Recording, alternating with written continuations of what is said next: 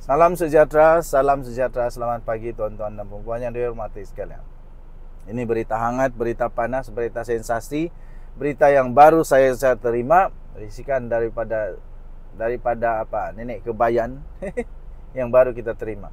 Rafizi beri bayangan tidak tanding PRU 16 dan akan tinggalkan PKR. Wow. Saya fikir kalau betul Rafizi tak tanding PRU 16 dan tinggalkan PKR, ini satu tamparan paling hebat kepada Datuk Seri Anwar Ibrahim. Ya, Rafizi di dalam satu laporan diberikan tajuk Rafizi beri bayangan tidak tanding PRU 16 dan tinggalkan PKR. Wow. Habislah. Okey. Tapi sebelum itu saya ingin kongsikan satu produk. Ini sisipan-sisipannya saya bagikan bagi anda. Bagi anda yang ada penyakit 3 serangkai, kencing manis, darah tinggi, buah pinggang, kolesterol, sakit gout, sakit saraf, sakit lelaki, sakit perempuan, apa sajalah ringkasan dia, apa saja penyakit anda, semua disebabkan oleh imun badan yang lemah. Bila imun badan lemah, kita jadi sakit. Jadi transfer factor ini meningkatkan imun badan anda sehingga 437% kekuatan imun badan. Ia telah disahkan oleh semua saintis di seluruh dunia, diterima oleh KKM sebagai dia adalah makanan, bukan ubat. Ini bukan ubat. Okey? Dan dipakai juga di hospital-hospital dan juga di klinik-klinik di serata dunia. Okey. Tuan-tuan dan puan, Rafizi beri bayangan tidak tanding PRU 16 dan tinggalkan PKR. Ahli Parlimen Pandan Datuk Seri Rafizi Ramli memberi bayangan untuk meninggalkan Parti Keadilan Rakyat PKR selepas tamat penggal parlimen ini, sekaligus tidak bertanding dalam pilihan raya umum akan datang. Bekas Menteri Ekonomi itu berkata, beliau tidak mahu menjadi sebahagian daripada budaya politik yang ditunjukkan oleh parti itu semasa pemilihan pada Mei yang lalu. Kita kasih sejuk. Okey? Pada Mei yang lalu. Walaupun tidak menjelaskan secara terperinci budaya yang dimaksudkan itu, bekas timbalan Presiden PKR itu menegaskan beliau tidak yakin terhadap keupayaan parti untuk menyingkirkan budaya tersebut. Budaya yang ditunjukkan dalam PKR pada pemilihan lepas bukanlah sesuatu yang saya mahu jadi sebahagian daripadanya, katanya.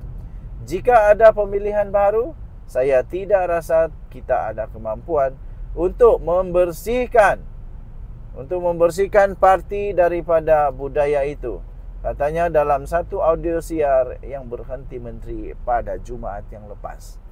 Pada itu katanya ketika ditanya sama ada beliau akan bertanding PRU 16 atau tidak, Rafizi mendedahkan masih belum membuat keputusan, berhubung perkara itu malah tidak menolak kemungkinan sekiranya tidak bertanding langsung. Kalau jawatan menteri pun saya sanggup lepaskan, dia kata. Apatah lagi sekadar tidak bertanding dalam pilihan raya. Sebenarnya saya masih belum buat keputusan sama ada bertanding atau tidak PRU akan datang, ujarnya lagi. Menurut Rafizi, beliau akan melangkah ke fasa baru tanpa menoleh ke belakang, walaupun pernah memainkan peranan penting dalam PKR. Malah beliau memberi bayangan tidak akan bertanding sebarang jawatan dalam parti pada masa akan datang. Wah. Apa pendapat anda? Tinggalkan komen. Bye-bye.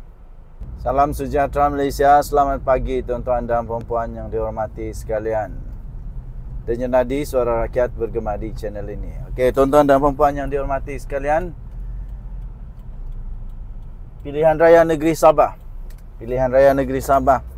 Akhirnya ada sudah pembayang tarik. Okey, tapi sebelum itu, bagi anda yang ada masalah kesihatan, kencing manis, darah tinggi, gout, 3 serangkai, buah pinggang dan sebagainya, anda boleh hubungi saya kerana saya ada satu produk nama dia Transfer Factor daripada For Life Research.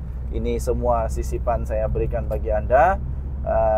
ia boleh membantu Anda untuk meningkatkan imun badan sehingga 437% kekuatan imun badan. Okey, semua sakit penyakit di dalam badan kita ini disebabkan oleh imun badan. Apabila imun badan yang kuat, kita boleh sembuh daripada penyakit dengan imun badan sendiri. Imun badan yang lemah yang menyebabkan kita sakit. Okey, baik. Sidang Dun Sabah bakal jadi tumpuan di jangka terakhir sebelum bubar. Tuan-tuan dan puan-puan, mungkin anda ada pendapat, bilakah sepatutnya, sebaik-baiknya, bilakah sebaik-baiknya Dun Sabah dibubarkan? Mungkin ada anda pendapat. Okey, pada saya, menurut siasatan-siasatan, risikan-risikan politik rahsia. Wey, siok betul sebut risikan politik rahsia ni. Tapi tidak ada yang rahsia pun. Orang dah boleh cakap-cakap.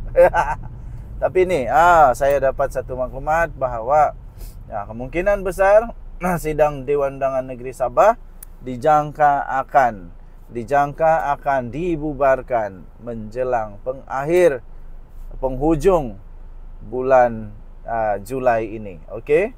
Jadi Isnin depan dijangka menarik perhatian ramai kerana Isnin depan adalah adalah yang terakhir. Okey. Berikutan reaksi hangat rakyat yang menganggap mesyuarat kedua penggal kelima itu menjadi terakhir sebelum pembubaran DUN diumumkan. Speaker Dewan Undangan Negeri Sabah, Datuk Seri Kazim M. Yahya berkata, jika mengikut perlembagaan, ia mesti mempunyai sekurang-kurangnya 3 persidangan pada setiap tahun. Okey. Kemudian, mungkin yang menjadi kegairahan orang tentang persidangan kali ini, banyak yang mengandaikan atau merasakan ia adalah sidang yang terakhir sebelum pembubaran itu. Itu yang dia punya hype sikit lah, dia kata. Kalau dari segi persiapan, tidak ada yang istimewa. Persiapan semua seperti biasa. Soalan-soalan pun seperti biasa. Itu hanya takwim untuk sidang kedua setiap tahun. Dia kata, kalau bubar selepas ini, ia akan jadi sidang yang terakhir untuk penggal ini. Tetapi kalau belum bubar, kita mahu tahu, ada lagi sidang ketiga untuk memenuhi kehendak perlembagaan.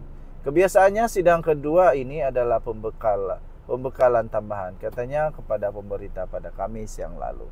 Okey, jadi pada pendapat saya, sidang Dewan Undangan Negeri atau DUN Sabah akan dibubarkan selewat-lewatnya pada bulan Ogos.